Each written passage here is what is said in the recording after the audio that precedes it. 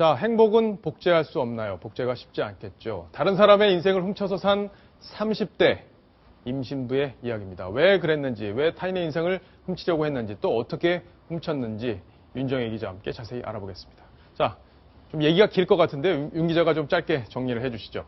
네, 먼저 최근에 있었던 일부터 좀 설명을 해드리겠습니다. 서울 남부지검에서요, 32살 김모 여성을 구속을 했습니다. 왜 구속했냐 하니 모 여대 음대에 지금 재학 중인 한 학생의 신분증을 가지고 있었는데요. 예. 그 신분증을 가지고서 자기가 그 여대생인 것처럼 사칭을 하고 다닌 겁니다.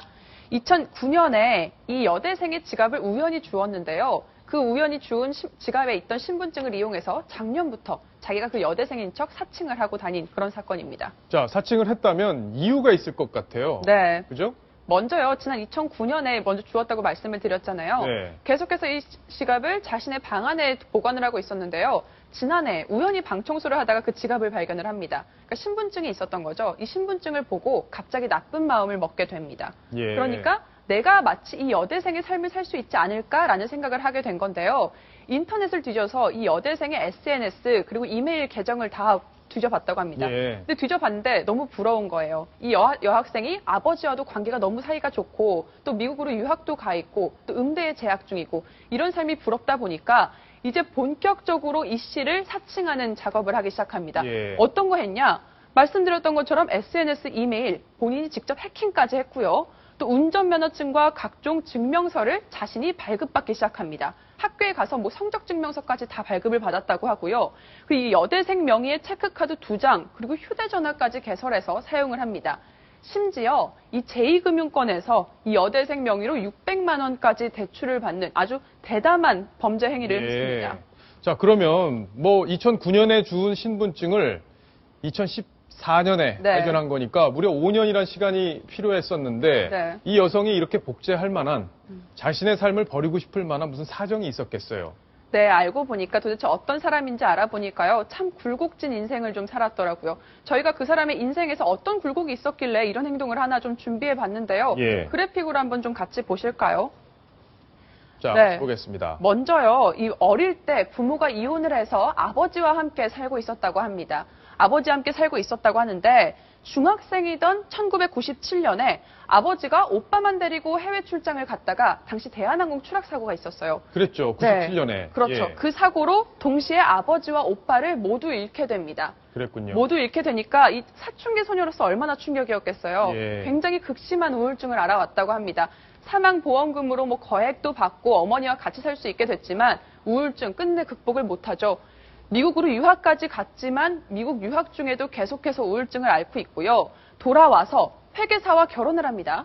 회계사와 결혼을 했는데도 결혼은 행복하지 못했다고 합니다. 예. 계속 마음의 병을 앓고 있으니까요. 결국 이혼을 하게 되고요. 이혼을 하게 되는 과정에서는 이 남편에게 간통죄로 피소를 당하면서 이혼을 하게 됩니다. 그러니까 이렇게 뭐 자신은 어렸을 때부터 이렇게 부모도 잃고 가족도 잃고 또 결혼 생활까지 실패하면서 아주 우울한 그런 경험을 했었는데 자기가 주운 이 이모 여성, 그러니까 이 여대생의 이 신분증으로 확인한 이 여대생의 삶은 너무나 화려하고 자기가 봤을 때 되게 유복하고 행복해 보였던 거죠. 예. 그러니까 자신의 다른 삶을, 그러니까 그 여대생의 삶을 대신해서 살고 싶다 이런 욕망에 시달렸다고 합니다. 자, 그렇게 남의 삶을 훔쳐오는, 통째로 훔쳐오는 네. 영화도 화차란 영화가 있었는데 아주 비슷한 상황이 아닌가 싶은데. 네. 자, 이 여성 이렇게 잘 복제를 해서, 남의 행복까지 복제를 해서 살다가 네. 어떻게 해서 덜미가 잡히게 된 거죠? 네, 아까 이 여대생의 명의로 600만 원 대출받았다고 말씀드렸잖아요. 예. 그러니까 이 대출받은 이 제2금융권에서 신분증에 적혀있던 여대생의 집으로 대출 통지서를 보냅니다. 그리고 이 여대생의 어머니가 그걸 확인을 했어요. 내 딸은 대출받은 적도 없는데 이런 통지서가 오니까 굉장히 놀랐겠죠. 그랬겠네요. 결국 경찰에 신고를 하게 되고 이 범행이 덜미가 잡히게 된 겁니다. 예. 자, 이런 분들을 가르쳐서 무슨 증후군으로 설명하는 분들도 있던데 어떤 네. 증후군으로 설명할 수 있을까요? 네, 전문가들은요, 이렇게 남의 행세를 하는 거 일종의 인격 장애라고 보고 있습니다. 예. 바로 리플리 증후군인데요. 이 리플리 증후군은 어떤 거냐?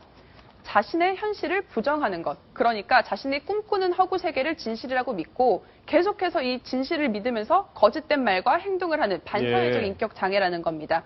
그러니까 이 삶에 대한 욕심과 성취 욕구는 굉장히 높은데 자기 능력은 안 되고 예. 또 환경은 따라주지 못하고 이런 괴리감 때문에 이런 증상이 자주 발생을 한다고 하는데요.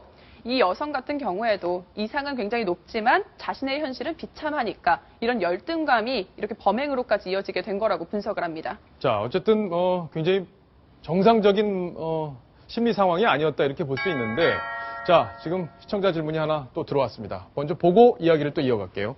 30대 임산부가 타인 신분증으로 대출을 받았는데 신분증을 잃어버린 사람은 그 채무를 변제할 책임이 있는지 궁금합니다. 야, 이런 포인트를 또 짚어줄 수 있군요. 자, 양지열 변호사 웃지 마시고 답변을 주셔야 됩니다. 아니요, 이게 갚을 필요는 없죠. 왜냐하면 예. 이거는 범죄 아니잖아요. 남의 신분증으로 대출을 받는다는 건 범죄고 그 범죄로 얻은 소득은 범죄를 저지른 사람이 거기에 갚으면 되는 거지. 예. 신분증을 잃어버린 사람은 피해자이기 때문에 그 사람이 갚을 이유는 없죠. 자, 그러니까 잃어버린 거에 대한 형사적 책임은 질 게 아무것도 없다. 그렇습니다. 예, 그렇게 봐도 되는군요. 자, 그러면 마지막으로 한 가지 더 질문을 드릴게요. 지금 이 심리적 상황이 정상으로 보기가 좀 어려운 상황에서 저지른 범죄 형량에 영향을 줍니까? 어떻습니까?